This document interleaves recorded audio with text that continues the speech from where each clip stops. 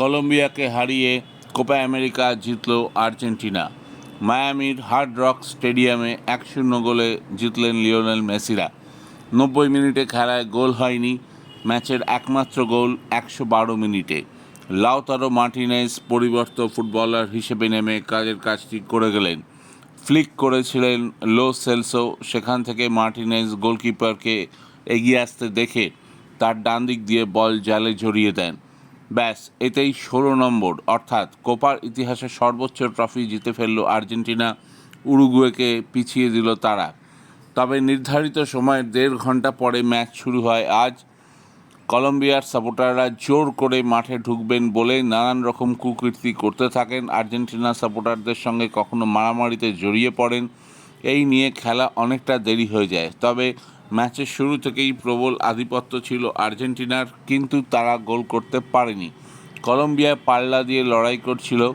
James Rodriguez অনেকটা জায়গা জুড়ে মাঠে অপারেট করছিলেন। লিওনেল মেসি বল পেলে তার জাদু দেখাচ্ছিলেন বটে, কিন্তু তাকে অল টাইম ক্লোজ ম্যান মার্কিংয়ে রেখেছিলেন কলম্বিয়ান ফুটবলাররা।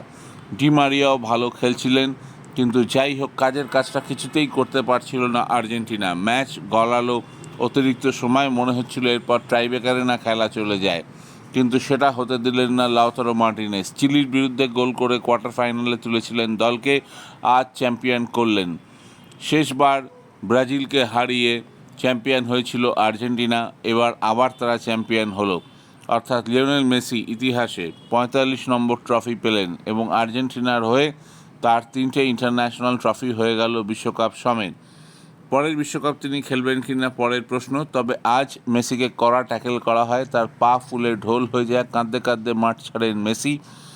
শেষ দিকে মাঠ ছেড়ে যান ডি মারিয়াও, কিন্তু সেটা আটকাতে পারেনি আর্জেন্টিনার জয়।